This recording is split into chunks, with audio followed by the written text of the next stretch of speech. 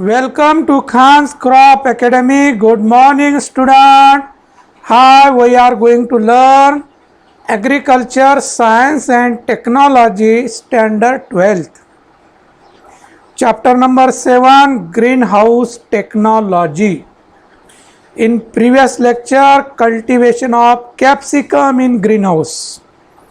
Important pest diseases, integrated pest management. This point completed in previous lecture. Then in this lecture explain the exercise. विद्यार्थी मित्रांनो, lecture number 14 पर्यंत आपण पूर्ण chapter complete केलं. पूर्ण chapter धुवून काढलो आपण, है ना. असं म्हटलं तरी काही हरकत नाही, है ना. पूर्ण डिटेलमध्ये व्यवस्थित आपण चॅप्टर कंप्लीट केलेलं आहे. आज आपण या लेक्चर नंबर 15 मध्ये बघणार आहोत एक्झरसाइज ग्रीनहाऊस टेक्नॉलॉजीची. तर व्हिडिओ बघत असताना नोटबुक आणि पेन घेऊन बसा आणि लिहित चला. लिहिल्याशिवाय पर्याय नाही. तर पहिलं बघूया question number 1. Answer the following question. A. Select the appropriate alternative and complete the following statement. ज्याला आपण MCQ असं म्हणतो, मल्टिपल चॉईस क्वेश्चन. 4 पर्याय दिलेले असणार, त्यापैकी एक योग्य पर्याय निवडायचे आहे. सोपं काम आहे. म्हणजेच आपल्या बोर्ड एक्झाममध्ये एकूण क्वेश्चन नंबर 1 18 मार्काचा आहे. त्यामध्ये MCQ 5 मार्क, नंतर जोड्या लावा म्हणजे make the pair 4 mark and odd one out 4 mark and true or false 5 mark. असं 18 मार्क ऑब्जेक्टिव्ह आहे असं म्हटलं तरी चालेल. तसं पेपरच आपलं ऑब्जेक्टिव्ह टाईप असते बाळांनो. काय टेन्शन घ्यायचं नाही. रेग्युलर अर्धा तास द्यायचं या विषयाला, बाकीला 2-2 तास द्या आणि डॉक्टर व्हा, है ना. नाही जमलं ॲग्रिकल्चरला या. ओके. पहिलं MCQ बघूया आपण. A frame covered with shade net to protect plants from direct sunlight is known as poly house, glass house, pack house, shade house. ज्या हाऊसला काय कवरिंग कशाचं आहे, शेडचं आहे, नेट शेड, त्याला पण शेड हाऊस असं म्हणतो. काय म्हणणार, शेड हाऊस म्हणणार. शेड नेट लावलं जातं त्याला शेड हाऊस. कारण इथं टाईप्स आहे ग्रीन हाऊसचे, आहे ना. ग्लास वापरलं ग्रीन हाऊस, पॉलिथिन वापरलं पॉली हाऊस, शेड वापरलं shade house. Second number. In the tropical and sub tropical region dash type of greenhouse is popular. dash type of greenhouse popular. समशीतोष्ण आणि उष्ण कटिबंध रिजनमध्ये कोणतं ग्रीनहाऊस वापरतात. जसं इथं दिलं naturally ventilated poly house, glass house, shade net house आणि टनेल टाईप. तर नॅचरल व्हेंटिलेटेड म्हटलेलं आहे ना. म्हणजे ट्रॉपिकल अँड सब ट्रॉपिकल रिजनमध्ये इथं पॉली हाऊस जर दिलं असतं तरी ते योग्य झालं असतं. तिथं पॉली हाऊस दिले, नॅचरली व्हेंटिलेटेड पॉली हाऊस, हे योग्य आहे. Okay. Third. Cooling of green house is necessary Wien ever outside temperature goes behind dash degree Celsius. आता डिग्री सेल्सिअस येते, हां, 400-300 नाही, हां, डिग्री सेल्सिअस. इथं डिग्रीचं लहान पाहिजे. हां. तर cooling of green house is necessary. Cooling of green house necessary when your outside temperature goes behind, है ना, 30 डिग्री सेल्सिअस. किती? 30 degree Celsius. Dash is known as African daisy, carnation no, gerbera, capsicum, marigold. आता आपल्याला choice करायचं gerbera कॅप्सिकममधून. मग African Daisy हे जरबेराला नाव आहे दुसरं, आहे ना. Next, fifth, shrink wrapping technology is most suitable for packing of dadash, gerbera crop, carnation crop, capsicum crop. हे तिन्ही याला पण श्रिंकिंग व्रॅप पॅकिंगची टाईप आहे. ते मार्केटमध्ये घेऊन जाण्या अगोदर पॅकिंग केलं जातं. तर जर्बेरालाही केलं जातं, कार्नेशनलाही केलं जातं, कॅप्सिकमलाही केलं जातं.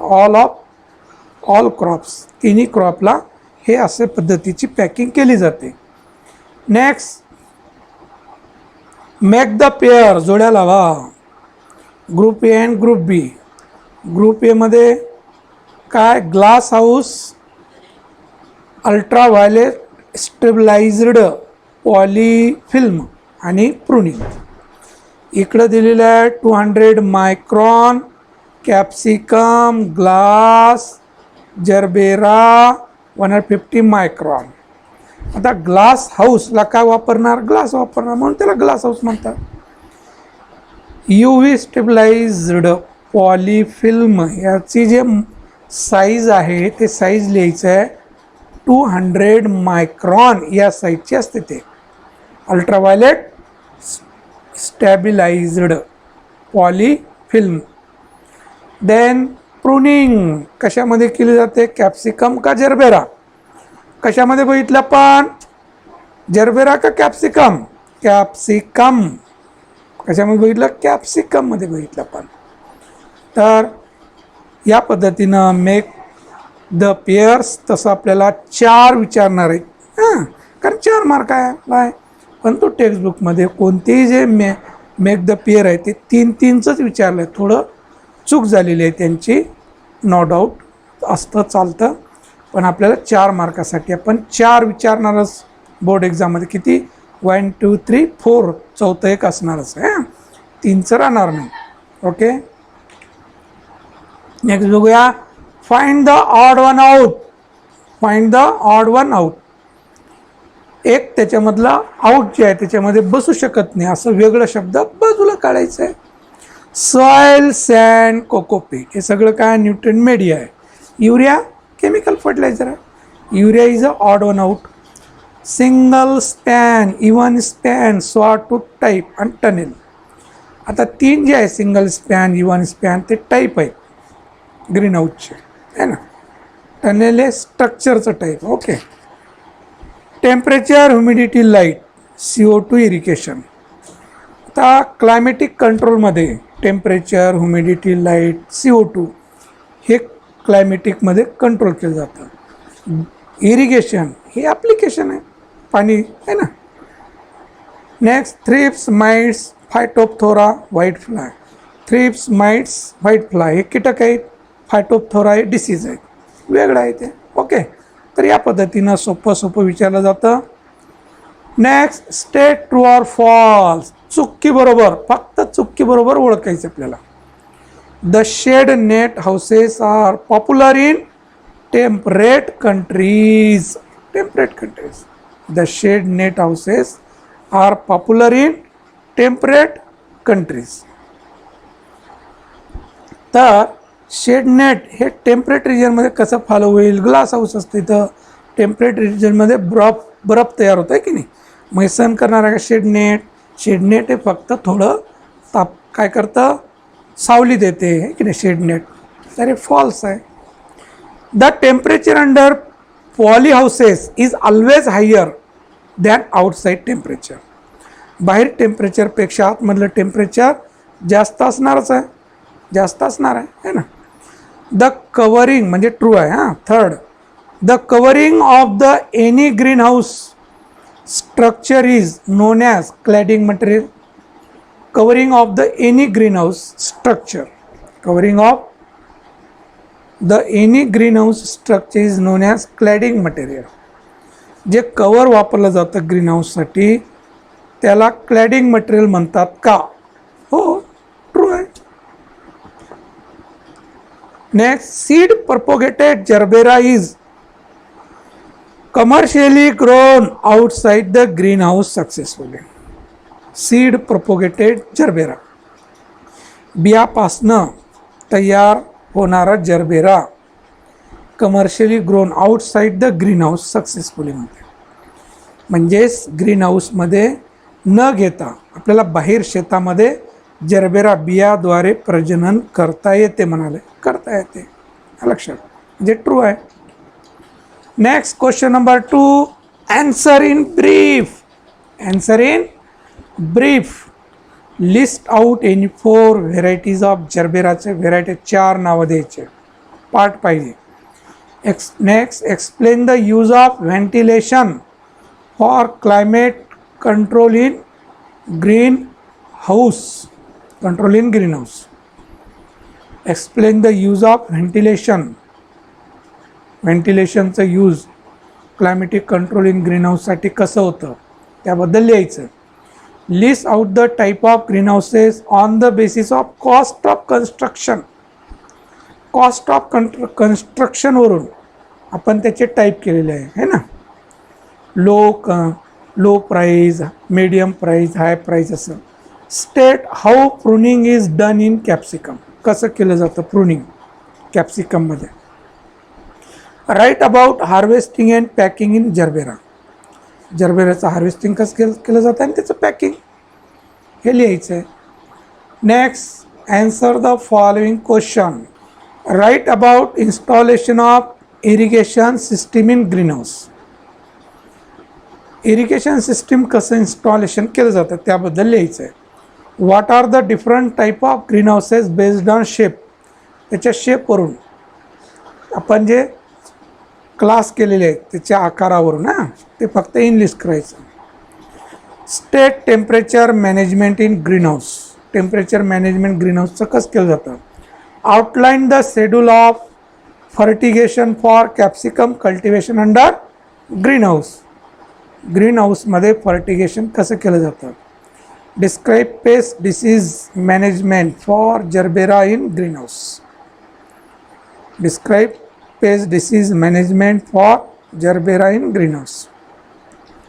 तर ग्रीन हाऊसमधलं जरबेरा पेस्ट अँड डिसीज कसं कंट्रोल केलं जातं ते इथं लिहायचं आहे. ॲन्सर द फॉलोइंग क्वेश्चन 4 मार्कासाठी. Explain different type of green houses based on construction. कन्स्ट्रक्शनवरून ग्रीन हाऊसचं काय टाईप कसं केलं जातं.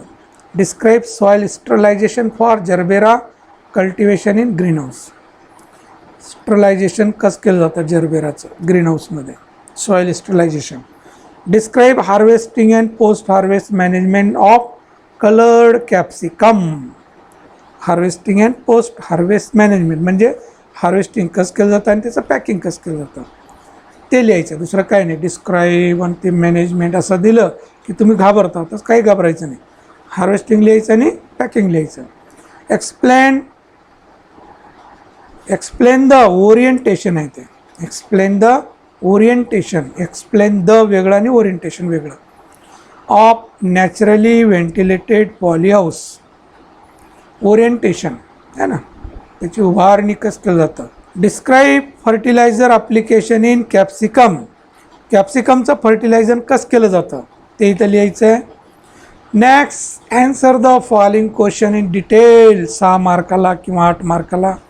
Describe the cultivation of coloured capsicum under poly house condition on following points. Land preparation, pruning, training. 2-2 मार्कासाठी म्हणजे 6 mark लक्षात. Explain site selection for green house. Green हाऊससाठी site selection कसं करायचं 6 मार्कासाठी ते पॉईंट लिहायचे सिलेक्शन. नेक्स्ट, 8 मार्कासाठी answer the following question in detail. Write the advantages of green house. Green हाऊसचे advantage. What is the scope of green house technology under Indian condition. Indian कंडिशनमध्ये त्याचा scope काय ग्रीन हाऊसचं ते लिहायचं 8 मार्कासाठी. तर विद्यार्थी मित्रांनो, तर आपला चॅप्टर संपलेला आहे. तर हा जो चॅप्टर आहे याचं जे वेटेज आहे तो वेटेज आहे ग्रीन हाऊसचं. अगोदरही सांगितलं होतं तर ग्रीन हाऊस टेक्नॉलॉजी फक्त 5 मार्कासाठी आहे. किती मार्कासाठी? 5 मार्कासाठी. परंतु आपण व्यवस्थित का घेतलं गेलं की हा जो चॅप्टर आहे हे आहे व्यावसायिक दृष्टीनं महत्त्वाचं. म्हणून व्यवस्थित आपण घेतलेलं आहे की जेणेकरून तुम्हीसुद्धा हे व्यवसाय कुणाला सांगून करू शकतात है ना. आणि जे बेरोजगार आहेत त्यांनाही हे महत्त्वाचं आहे. तर शेती दिवसेंदिवस कमी होत चाललेली आहे आणि आपल्याला ग्रीन हाऊसशिवाय पर्याय नाही. तर विद्यार्थी मित्रांनो, इथं आपलं एक्झरसाईजसुद्धा संपलेलं आहे. तर त्या चॅप्टर आपलं 7वं चॅप्टर संपलेलं आहे. आता हे पुढचे जेवढे चॅप्टर आहेत सगळे हे कमी वेटेजचे, म्हणजे आपलं 75% वेटेजनुसार आपलं सिलेबस कवर झालेलं आहे. आता राहिलं 25%, ते आपण लवकर संपवण्याचा प्रयत्न करूया. ते संपवण्यापेक्षा आपल्याला समजून घेणे महत्त्वाचं आहे, त्यासाठी आपण हळूवारपणे घेत आहोत. तर विद्यार्थी मित्रांनो, इथं थांबूया आपण. जास्तीत जास्त शेअर करा, सबस्क्राईब करा. थँक्स. जय जवान जय किसान.